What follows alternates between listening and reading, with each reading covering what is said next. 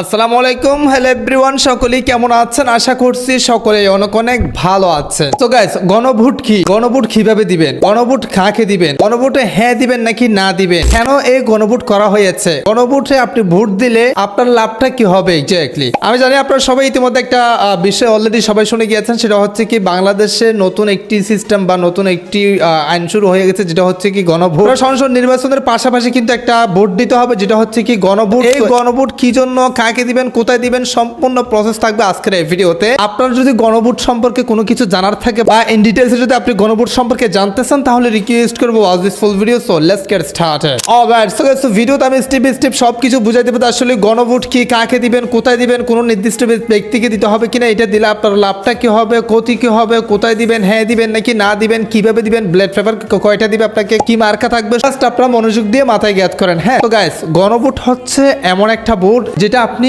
নিজেকে নিজে দিবেন। এখন বলতে পারেন কিভাবে ভাই, বুঝা দিচ্ছি, আপনারা প্যারা নিয়েন না। আমি জানি আপনারা না জানেন বিধে এখানে আসছেন। তো কথাটা হচ্ছে কি, গণভোট এটা এমন একটা ভোট, এটা কোনো নির্দিষ্ট ব্যক্তি বা কোনো আওয়ামী বলেন, বিএনপি বলেন, জামাত বলেন, এনসিপি বলেন, কোনো নির্দিষ্ট ব্যক্তিকে এই গণভোট এটা দিবে না। এটা হচ্ছে কি জনগণকে জনগণ দিবে। কিভাবে আমি আপনাদেরকে বোঝাই দিচ্ছি। ধরেন আপনাদের জন্য বা আমাদের জন্য, জনগণের জন্য বর্তমানে দুইটা গাছ রেডি করছে তারা। বিষয়টা আমি একটা উদাহরণ দিয়ে সহজে বুঝা দিচ্ছি। সেটা হচ্ছে কি, ধরেন আপনাদের জন্য দুইটা গাছ রোপণ করে রেডি করে রাখছে। একটা গাছের পাশে কিছু ফসা জিনিস রাখছে, আরেকটা গাছের পাশে কিছু ভালো জিনিস রাখছে। এই বিষয়টা একটু বোঝার চেষ্টা করেন। এখন যেটার পাশে ভালো জিনিস রাখছে সেটার পাশে কিন্তু হ্যাঁ লিখে দিয়েছে, এবং যেটার পাশে খারাপ জিনিস রাখছে, ফসা জিনিস রাখছে, সেটার পাশে না লিখে দিয়েছে। এখন কথাটা হচ্ছে কি, জনগণের কাছ থেকে জিজ্ঞেস করতে চাচ্ছে যে আসলে আপনি কোন গাছটা নেবেন, কোন গাছটা নিলে আপনার ভালো হবে, সেটা জনগণের কাছ থেকে জিজ্ঞেস করতে চাচ্ছে। কিভাবে ভোট দিবেন সেটা বোঝা দিচ্ছি। তো জনগণ যদি বলে যে আমি ভালো গাছটা নিব, ভালো জিনিস যেটার পাশে রাখছে সেই গাছটাই নিব, এখন সেইটা নিলে কি হবে? অবশ্যই ভালো কিছু হবে। এটার পাশে হ্যাঁ লেখা আছে, সেটা নিলে কিন্তু ভালো কিছু হবে। কি কি হবে সেটাও আমি আপনাদেরকে বোঝা দিচ্ছি, যে আপনি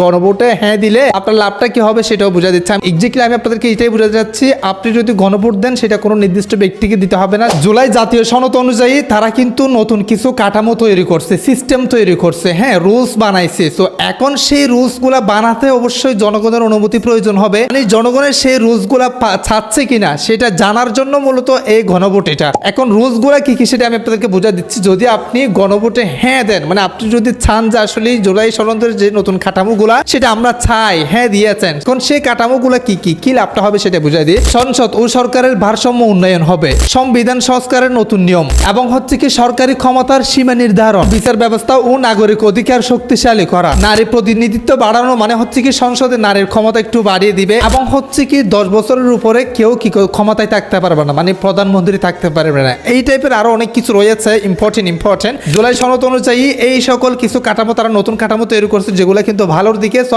আপনি যদি সেগুলা চান, আপনি যদি সেগুলো বাস্তবায়ন করতে চান, সেক্ষেত্রে আপনাকে অবশ্যই কি করতে হবে, গণভোটে হ্যাঁতে ভোট দিতে হবে। অবশ্যই কমেন্টে জানাবেন কে কোথায় ভোট দিবেন, কে কাকে পছন্দ করেন, হচ্ছে কি গণভোট সম্পর্কে আপনার কোনো প্রশ্ন আছে কিনা, কিভাবে ভোট দিবেন সেটা আমি আপনাদেরকে বোঝাই দিই। একটু সাবস্ক্রাইব করে রাখেন পরবর্তী ইন্টারেস্টিং ভিডিও পাওয়ার জন্য। আপনাকে একটা ব্যালট পেপার দেওয়া হবে, সেখানে কিছু লেখা থাকতে পারে, হয়তো কোনো মার্কা কোনো কিছু থাকবে না।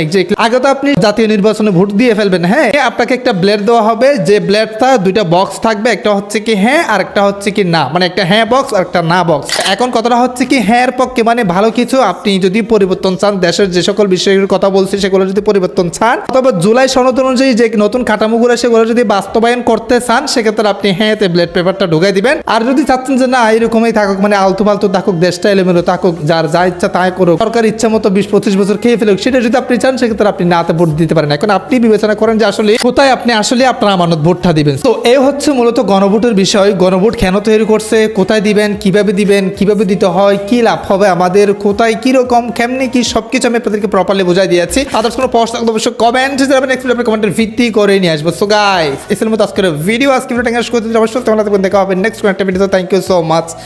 আসসালামু আলাইকুম।